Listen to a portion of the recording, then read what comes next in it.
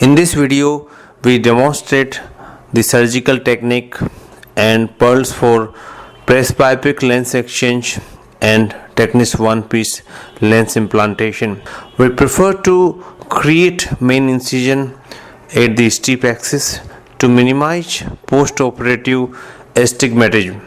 Therefore, we mark these eyes before creating main incision and side ports. After creating the side port incision, we coat the corneal endothelium with the dispersive viscoelastic containing chondroitin sulfate to protect the endothelium and to minimize the endothelial cell loss during surgery.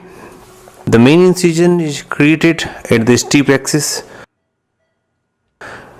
This is followed by creation of a capsulorhexis of around 4.5 to 5 mm in size using Utrata capsulorhexis forceps.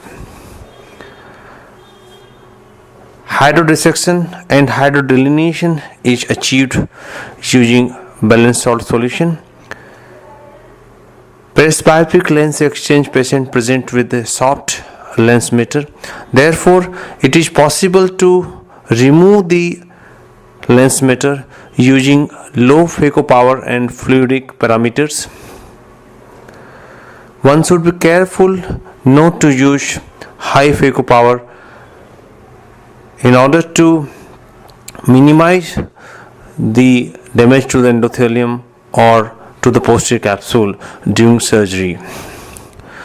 After removing the lens meter, bimanual irrigation aspiration is used to achieve a thorough and meticulous cortical cleanup. One should do careful posterior capsule polishing in order to clean any debris or cells which are present on the posterior capsule. In this case, we are implanting Technis one-piece multifocal lens of 22 diopter. The lens is placed in the cartridge and an emerald injector is used to dial the lens to inject the lens in the capsular bag. Notice the well-centered lens in the bag.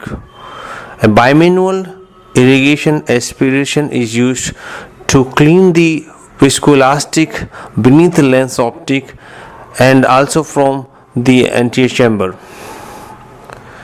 It is important to thoroughly remove the viscoelastic in order to minimize any incidence of pressure spike on first post-op day.